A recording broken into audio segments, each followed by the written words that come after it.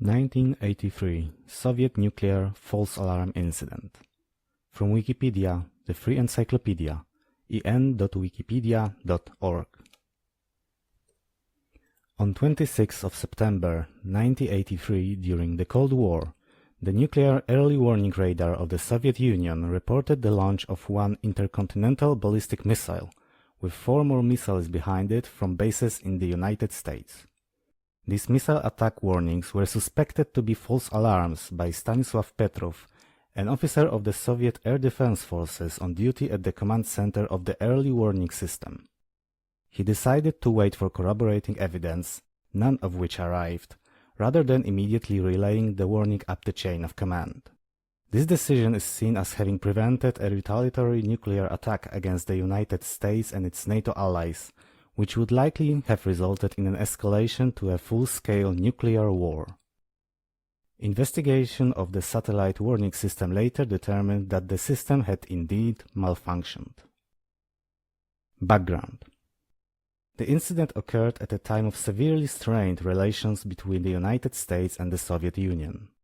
Responding to the Soviet Union's deployment of 14 SS-20 RSD-10 Theater nuclear missiles, the NATO double-track decision was taken in December 1979 by the military commander of NATO to deploy 108 Pershing II nuclear missiles in Western Europe with the ability to hit targets in Eastern Ukraine, Belarus, or Lithuania within 10 minutes, and the longer range but slower BGM-109G ground-launched cruise missile to strike potential targets farther to the east.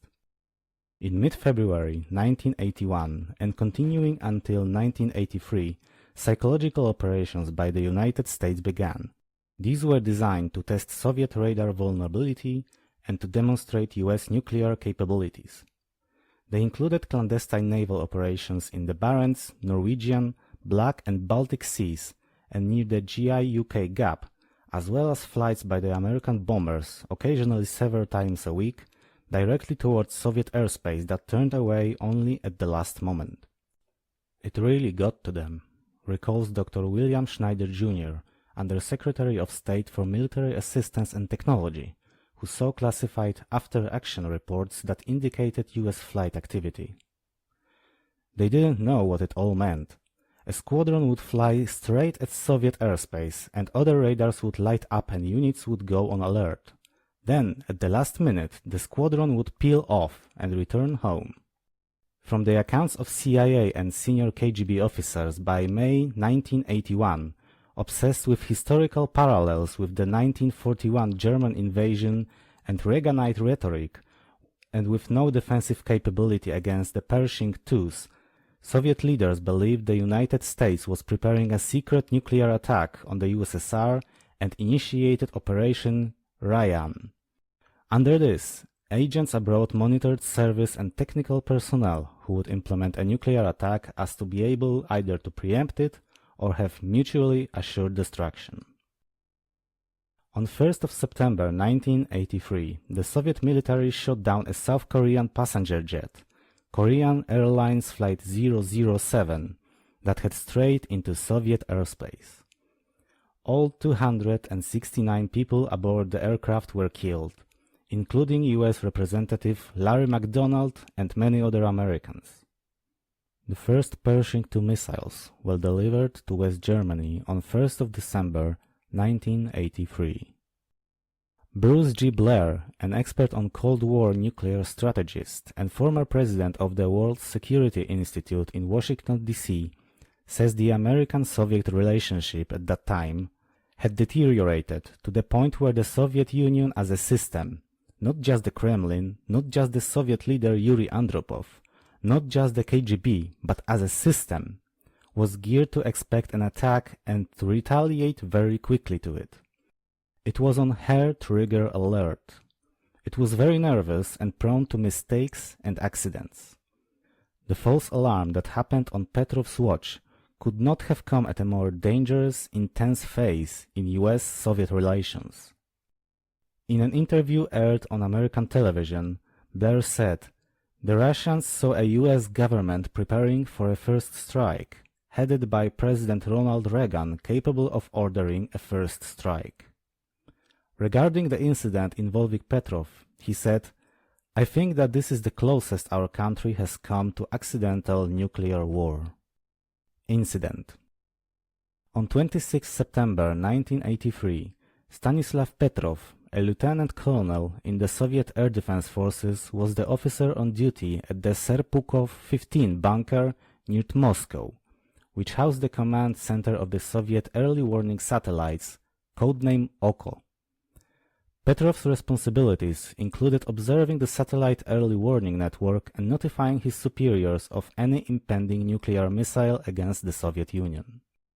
If notification was received from the early warning systems that inbound missiles had been detected, the Soviet Union's strategy was an immediate and compulsory nuclear counterattack against the United States, launch on warning, specified in the doctrine of mutual assured destruction. Shortly after midnight, the bunker's computers reported that one intercontinental ballistic missile was heading towards the Soviet Union from the United States. Petrov considered the detection a computer error, since the first strike nuclear attack by the United States was likely to involve hundreds of simultaneous missile launchers in order to disable any Soviet means of a counterattack. Furthermore, the satellite system's reliability had been questioned in the past. Petrov dismissed the warning as a false alarm, though accounts of the event differ as to whether he notified his superiors or not, after he concluded that the computer detectors were false and that no missile had been launched. Petrov's suspicion that the warning system was malfunctioning was confirmed when no missile in fact arrived. Later, the computers identified 4 additional missiles in the air, all directed towards the Soviet Union. Petrov suspected that the computer system was malfunctioning again, despite having no direct means to confirm this. The Soviet Union's land radar was incapable of detecting missiles beyond the horizon. It was subsequently determined that the false alarms were caused by a rare alignment of sunlight on high-altitude clouds and the satellite's Molniya orbits, an error later corrected by cross-referencing a geostationary satellite. In explaining the factors leading to his decision, Petrov cited his belief and training that any US first strike would be massive, so 5 missiles seemed an illogical start. In addition, the launch detection system was new and in his view not yet wholly trustworthy, while ground radar had failed to pick up corroborative evidence even after several minutes of the false alarm. Aftermath. Petrov underwent intense questioning by his superiors about his actions. Initially, he was praised for his decision. General Yuri Votintsev, then commander of the Soviet Air Defense's missile defense units, who was the first to hear Petrov's report on the incident and the first to reveal it to the public in 1998, stated that Petrov's correct actions were duly noted. Petrov himself stated he was initially praised by Votintsev and was promised a reward, but recalled that he was also reprimanded for improper filing of paperwork with the pretext that he had not described the incident in the military diary. He received no reward. According to Petrov, this was because the incident and other bugs found in the missile detection system embarrassed his superiors and the influential scientists who were responsible for it, so that if he had been officially rewarded, they would have to be punished.